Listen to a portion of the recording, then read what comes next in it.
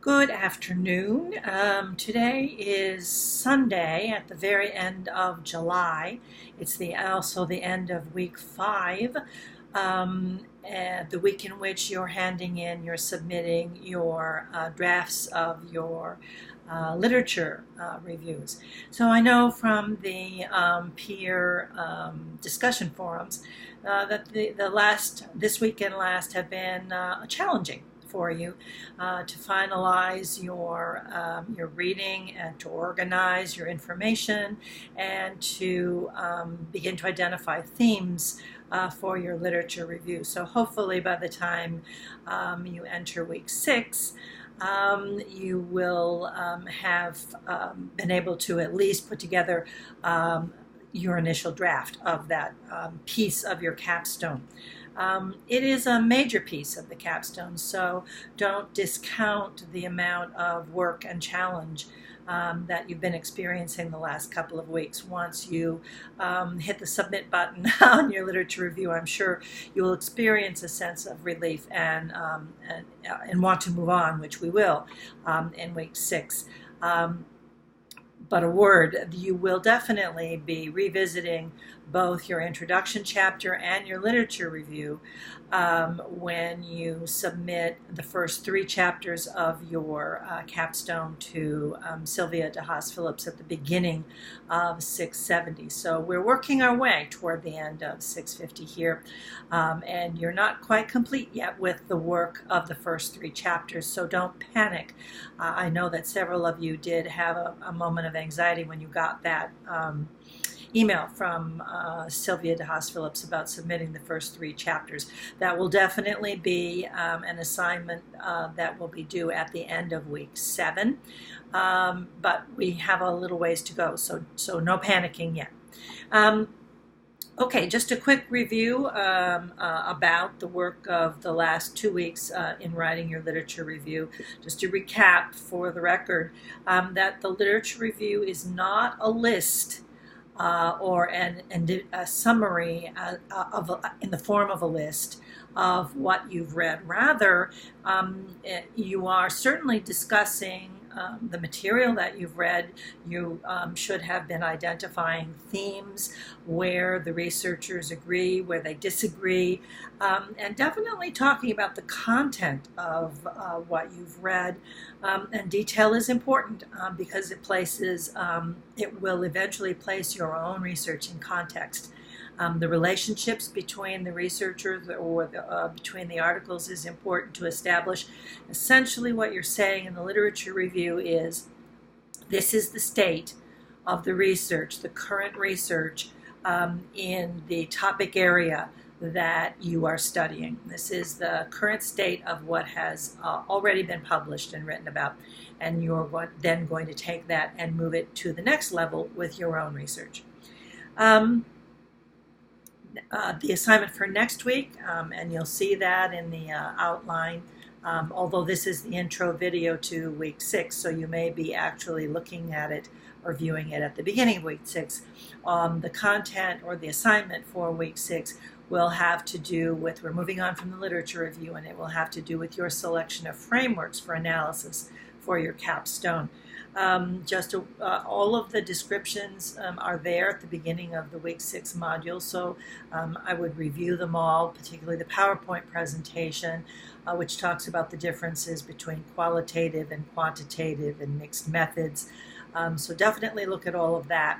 But just a word in selecting your frameworks, a couple of things. First, you will be selecting a minimum of 3 frameworks for analysis. And they must come from your past coursework here in the NMP or the SFP program. So those are the 2 requirements, a minimum of 3, and that they must come from one of your past classes.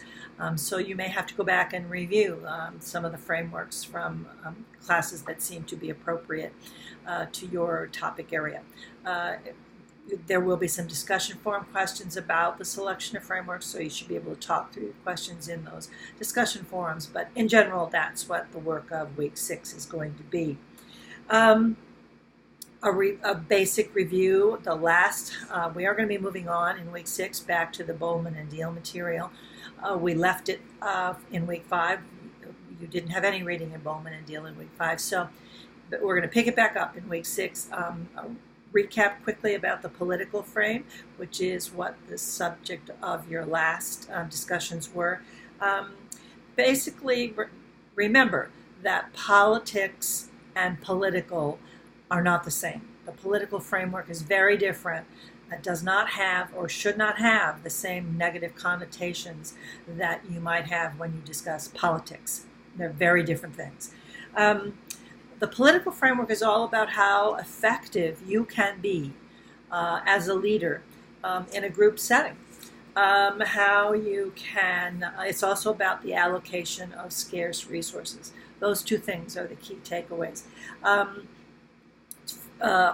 for you to, as leaders, to begin to understand how to recognize and set an agenda.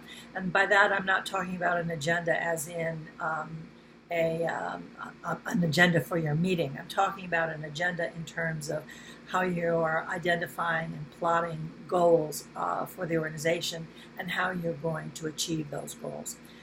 Building coalitions, identifying where the power structures are within your organization, and building coalitions so that you can achieve satisfactory outcomes to conflicts or conflicting agendas or conflicting situations. And a recognition that conflict can be positive. It doesn't always have to be aggressive. It doesn't always have to have negative connotations. It can be positive in terms of arriving at satisfactory solutions to conflicting situations or value systems.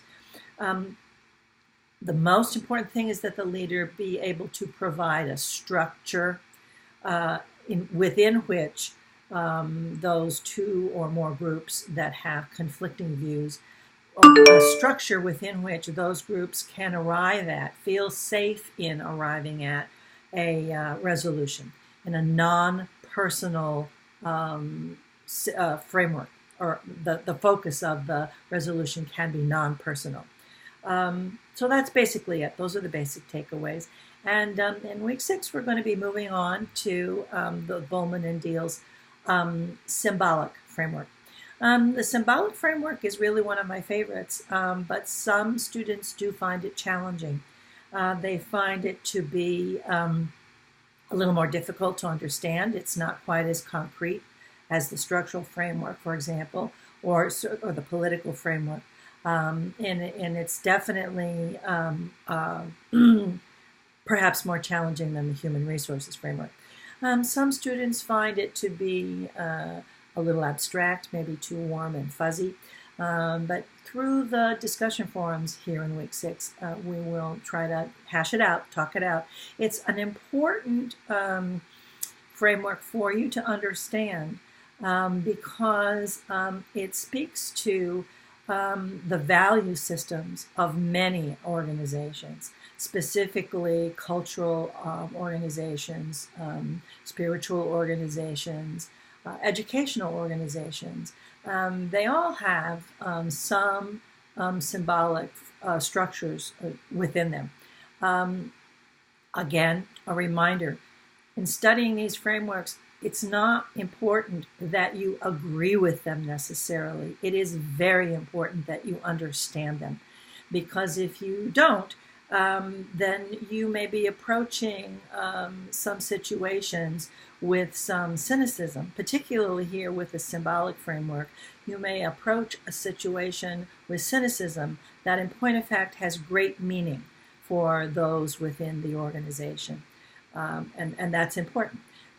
We all, as human beings, are social animals, and as such, that means we have a need to belong and to be part of a group, and believe that we are working within that structure, that group structure, believe that we are working toward and able to achieve something larger than ourselves, something that we could not achieve individually. That's all part of the symbolic framework and very important.